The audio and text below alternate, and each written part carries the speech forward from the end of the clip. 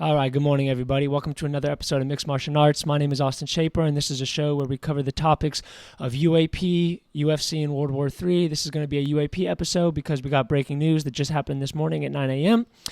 We finally have confirmation of the 3 whistleblowers who are going to be attending and testifying at the UAP hearing happening next week on the 26th at 10 in the morning. To my knowledge, it is going to be broadcasted to the public. I'm sure it's going to be all over YouTube, so I'm very much so looking forward to it. But I must say, there's a lot of speculation as to who these 3 whistleblowers were going to be. Were these going to be people we've never heard from? Was it going to be a mix of some old and some new?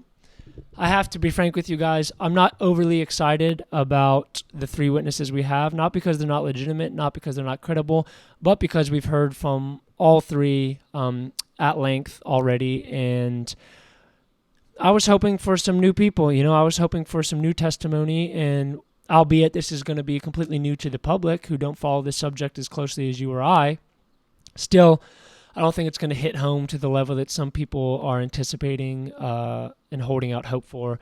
But you guys can give me your thoughts. We're going to go through the 3 names and kind of their credentials to my knowledge of what they are.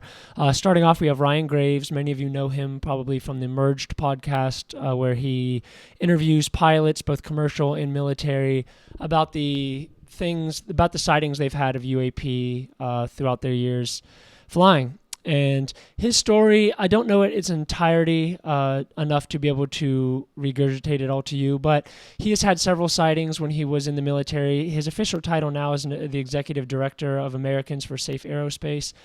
I believe that's a company that he developed and started after he left the military. And he had several encounters with these UAP. One of them that I can recall off the top of my head was several training missions they were doing, I want to say off the coast of Florida.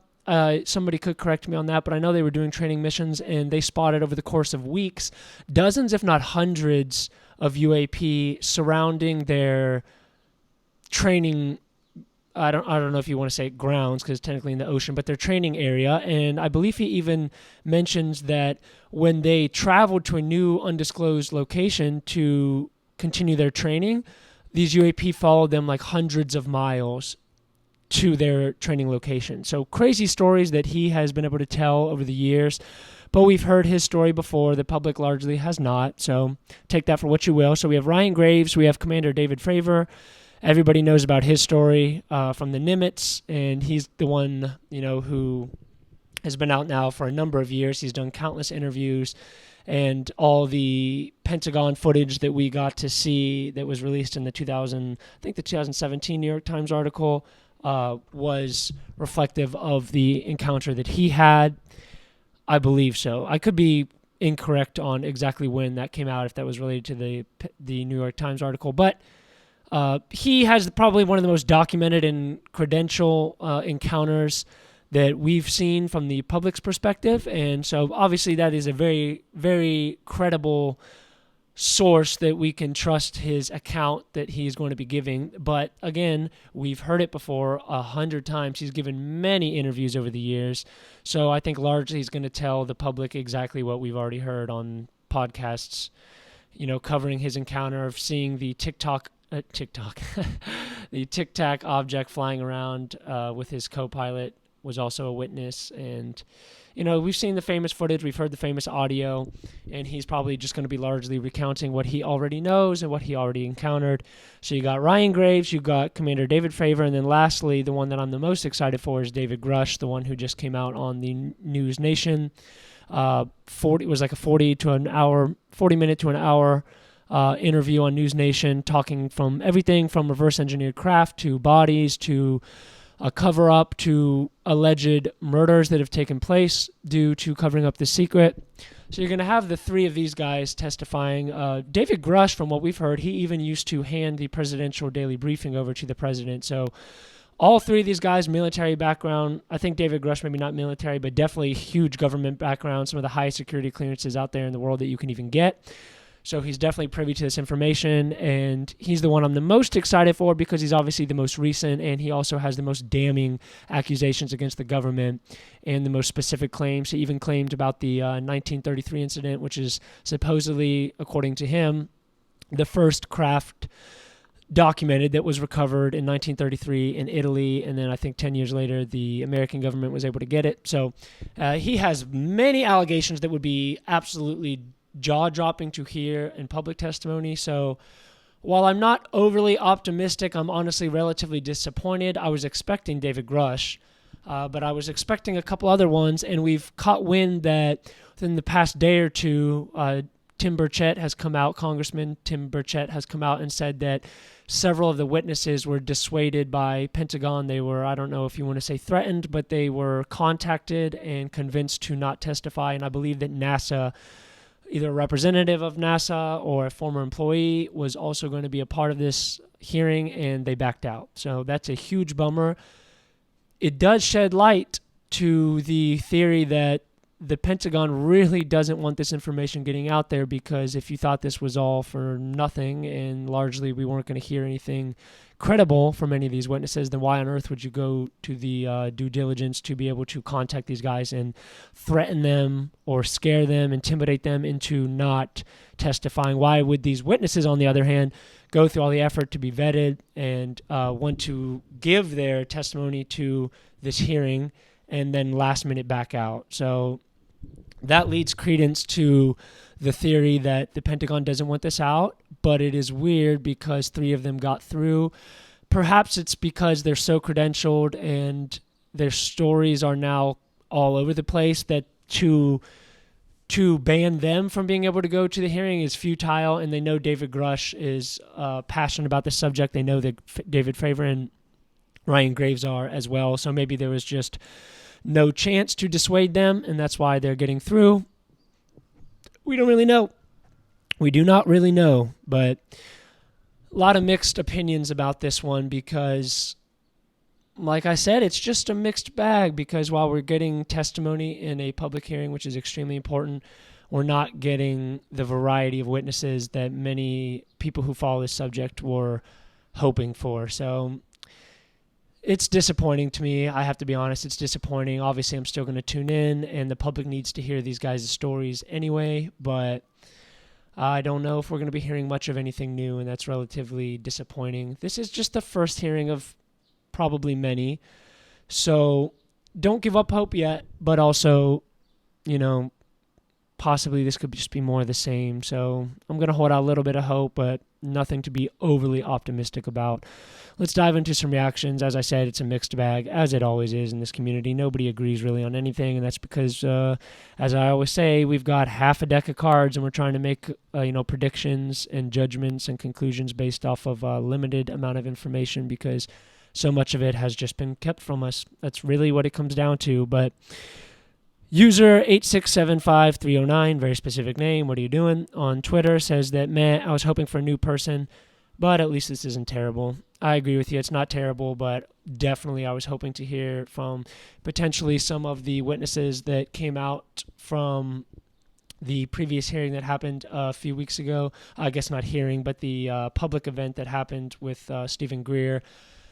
Whatever you want to think about Stephen Greer, of which I have very mixed opinions, I think that a lot of the witnesses that came out for that event largely seemed credible, and we were hoping to hear from some of them. I know that a few of them came out on Sean Ryan's podcast and told their story in greater detail, so that's extremely exciting, but it's not the level of credibility you get from going to a government hearing and, getting it broadcasted on live TV. Obviously, it's just a podcast where just enthusiasts of the subject really learn more of what we already believe. So I agree with you, user 8675309.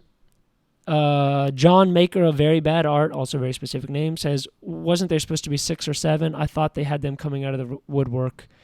Yeah, like I said, a few of them got, according to Tim Burchett and others, were persuaded not to, which is odd because they went through all the trouble to do it, and then last minute they back out. Patton Butts says, unless there's some new photos or video, I'm afraid that no one will care. That's my worry too. The UFO enthusiast will follow the subject. They'll follow the hearing. They'll post the clips. They'll have episodes like mine talking about it. But if the public doesn't hit home with this, then I don't know if the outcry is really going to make the dent that we're hoping for. It sucks to say that, man, and that's kind of how this UFO stuff goes, isn't it? The UAP phenomenon, it goes up and it goes down. We think we're going to get something, then it goes away. The government persuades people to not testify. They threaten, they coerce, they hide, they spread disinformation. It's the same playbook. It's always the same. We're making progress, but the progress is too slow when a human lifetime is only like under 100 years. If we want to get disclosure in our lifetime, things are going to have to pick up faster, and I think there's more hope in the bill that we talked about in the previous episode this week. I think there's more hope in that to be able to urge whistleblowers to come out, and hopefully these private companies, Raytheon, Boeing, Lockheed Martin, all these companies that we suspect could be hiding this stuff, these bills are directed at them. So there's probably more hope in this or in that than there is in this hearing happening next week. I hate to burst your bubble. Many opinions about this. Not everybody agrees with me, though. Robo Vader on Twitter says, haven't Graves and Fravor testified to Congress like a million times already? I know for a fact they've testified in some capacity. I don't know if it was to Congress, but I know they have testified, and especially David Grush has already given private testimony, and what he says in his interview that happened on News Nation is that he's not going to reveal classified information. Obviously, the reason being that's going to make him, it's going to open him up to all kinds of federal charges and potentially, prison time if he talks about things that are inherently classified that you need a security clearance to be able to hear. So he's not going to be able to share those details in this public forum whatsoever. So rather depressing, because he knows more than he's letting on. And that's not because he's trying to be mysterious. It's because he's not allowed to share this with the public. And he said several times that he gave his full testimony to Arrow of what they were allowed to hear, what they had the security clearance to hear, and I think to Congress and other members of the government. So they've already heard it. So this is for the public, but largely it's going to be the same stuff, and it's going to be heavily redacted because both the public and whoever else is going to be attending this does not have the security clearance to hear it in its entirety. So frustrating, as usual, frustrating. Moving on, Truffle Pig says, pretty new to the subject, but I'm aware these are the usual suspects. How do we feel about this? Not good. Don't feel great about it. These are the usual suspects, and as I said, we were hoping to get a mixed bag here of new and old. Instead, we're getting one new and two old. Men in Black has a different opinion. He says, nice getting in all the good ones. They are the good ones in a way, but we want more of the good ones. Lou is missing, says ADHS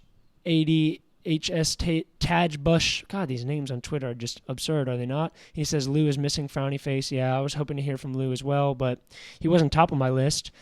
Zen Mode says David Grush is the heavy hitter. Both Ryan Graves and David Fravor are going to be good confirmation support. At least we have one brand new whistleblower in it. I agree. That's the optimistic take. We got one. One of three is new, relatively speaking, and is very credentialed and just left the military recently to be able to address this. I just don't think, as he mentioned, he's going to be able to give away the information that we want because, we can't hear it. And that's a fucking shame. Man. Steve says, didn't you strongly imply that Grush was full of shit? This is in response to the man who shared this. I don't know who on earth thinks David Grush is full of shit. I don't know who's following this subject closely anyway who believes that David Grush is full of shit.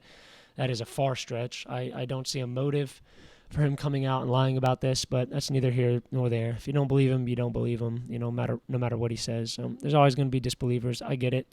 It's a nuanced and complicated subject. Slide 9 says, what happened to Lou? Now, there was speculation. I even think from Lou. Lou said in a Twitter statement and a tweet recently that he's going to see everybody at the end of the month. This was before the hearing. Ow, that was my elbow popping. He said that before the hearing was officially announced, he said that he expected to see everybody in D.C. at the end of the month. So it makes you wonder, is he one of the ones that was convinced not to testify? I think that would make sense. We don't know for sure, though. How disappointing, says Captain Trips. Yeah, agree. Disappointing. The shit's up and down. It always is. Brendan Neal says, what can Graves or Fravor add that we don't already know?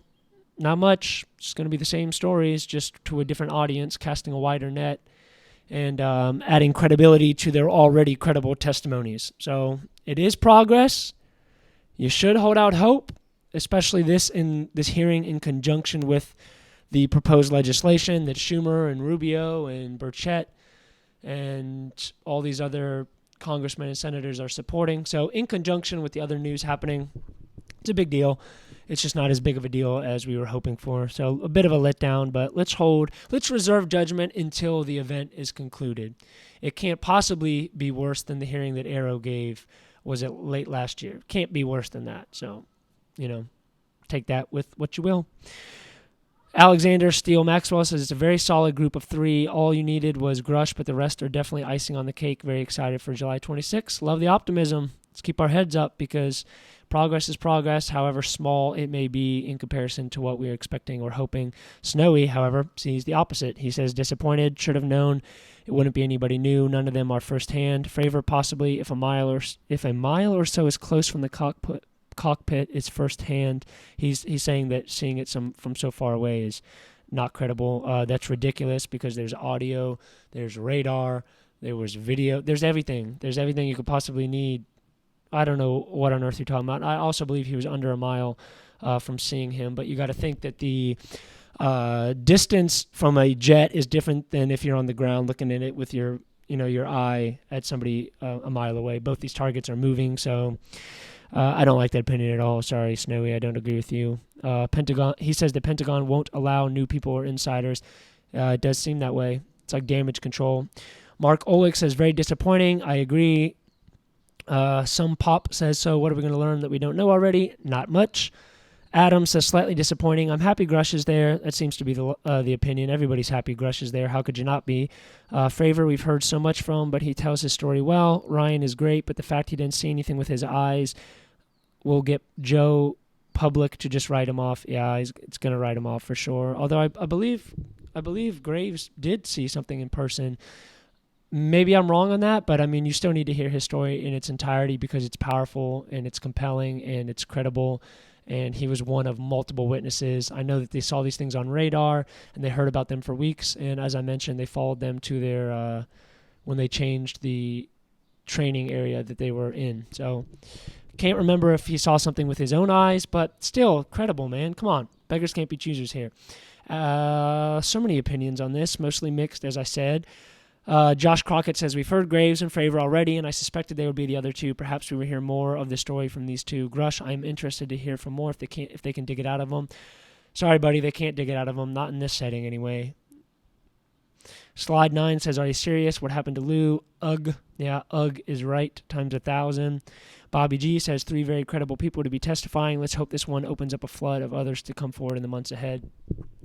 I guess that's the best we can hope for, that this one's going to open the floodgate for the rest of them. But unfortunately, a couple of them tried. Pentagon convinced them not to, and that's a shame. I know it's hard to see it from being, to put yourself in their shoes, because from those whistleblowers' perspective, they've probably got families, got jobs, and probably plenty of things to lose. So maybe the government was able to get at them, and, a couple indiscriminate threats is enough to scare them off. So, while I'm not happy about it, maybe we can't blame them because we just don't know the full story. We don't know what's at stake for these guys. Crazy times. Just wasn't the good news that we were hoping for. Crazy. This is actually a side point that I just wanted to cover real quick because I thought it was just a great point. This comes from UAP Costa Rica. This wasn't in specifically about the hearing, but he says UFOs are not a distraction from current events. Events and ridicule have been a long-time distraction of the UFO reality. Wake up. I love that point. I think that's great because you keep hearing about this hearing and even the legislation that's potentially passing that, this is just a distraction to cover up from the Biden administration's mess-ups and all the things they're trying to hide under the rug. While I do agree that it's a fitting distraction, it's something of the size and the scope and scale that they would need to distract the public from, for example, how the war in Ukraine's going and the economy here back home with the debt ceiling and the geopolitics and society as a whole. I tend to agree with UAP Costa Rica here. It's kind of a reversal. I think that if you look at it in that light, that while UFO phenomenon might be a handy distraction, I think the opposite could be true, that a lot of these events that are happening geopolitically and politically and on a societal level are largely distractions and smaller events in comparison to the UAP phenomenon, and they're used to possibly distract the public and, keep us busy with all this crazy stuff going on so that we don't even have, time to demand the time nor the energy nor the capability to demand answers of what is potentially the biggest conspiracy and cover-up of them all, even compared to any wars or problems in the government or domestic issues. I think this supersedes all of them. So I agree with Costa Rica here. I think he's spot on. I think both can be true. I think the government is going to use these topics like the UAP phenomenon as a cover-up. How could you not? Especially if they're leaking and they're coming out against their will. They're like, we might as well weaponize this in any way that we can. But I do see it the other way as well, that much of history, most of what's going on right now today on top of history is a small part of the picture. And as I always say, if you got half a deck of cards, it's hard to play your hand. It's hard to make conclusions. And yeah, so both of those are true, would be my opinion. Well said. It's a crazy topic, man, and there's so many ways to look at it, but I'm going to hold out a little bit of hope. I'm going to reserve judgment because we just don't know what we don't know. Perhaps, some sort of bombshell is dropped, or perhaps a bombshell is not dropped, but because of the level of credibility of these three witnesses and because of the setting of the forum, the hearing, in conjunction with potentially how much the mainstream news covers it, the legacy media covers it, perhaps this could hit home in a bigger way that we know. And to play devil's advocate, also potentially these three whistleblowers are the ones that got through because they're the ones maybe the government couldn't dissuade, and or it's the ones where they're like, okay, we can do damage control for these because they've already come out. All three of these guys have already come out. It's nobody secretive, like from NASA, etc., that nobody has heard. The public at all has not heard their stories. And it would be catastrophic if they heard them in this setting. So it could be damage control. It could be part of what we talked about in the other episode that we did this week, that this could be part of a managed disclosure. Like the UAP Public Disclosure Act of 2023 says, this could be a managed disclosure from the government, and this could be the three stamped and approved whistleblowers that they say, okay, let them talk. We need somebody to talk. We might as well have it be these three guys, as opposed to somebody saying maybe they actually touched beings or saw beings, and recovered the craft in person. Maybe these are the safest, quote unquote, witnesses with the safest testimonies that they could come up with. So maybe it's just they're picking they have no good options. They have only shitty options, and they're trying to pick the ones that they can maybe control the most in terms of the level of the story that they're going to tell. The counterpoint to that would be David Grush does talk about bodies. He's just not a firsthand witness to these bodies himself. He has talked to many current and former military and government personnel who saw these things in person, but he is not a firsthand witness. So take that with what you will. It's complicated, man. I appreciate you guys for tuning in. We're going to wrap this one up because I got a busy day, but I will be tuning in. I'll update you guys with any news as it comes. Watch the hearing. And as I forgot to mention, damn it, I always want to mention this at the beginning and I forget. Do me a favor, subscribe to the YouTube channel if you enjoyed this content. Like it. If you're listening on the podcasts, any podcast, Spotify, Apple, just leave a 5-star review and follow. And lastly, if you guys want to be a part of this conversation, share breaking news, ask questions, just talk about the topics in more community forum rather than just hear me monologue, go ahead and go to the description in this video and click the Discord group that I made, Mixed Martial Arts. It's open to join anybody. Just join it, and you have 3 subgroups where we talk about UAP, UFC, and World War III. And I plan to grow that over time when more people join and be able to do conversations with you guys, maybe have a few of you on the show. So I appreciate you guys for tuning in. Let's stay tuned and see what happens on the 26th. Love you guys. Peace out.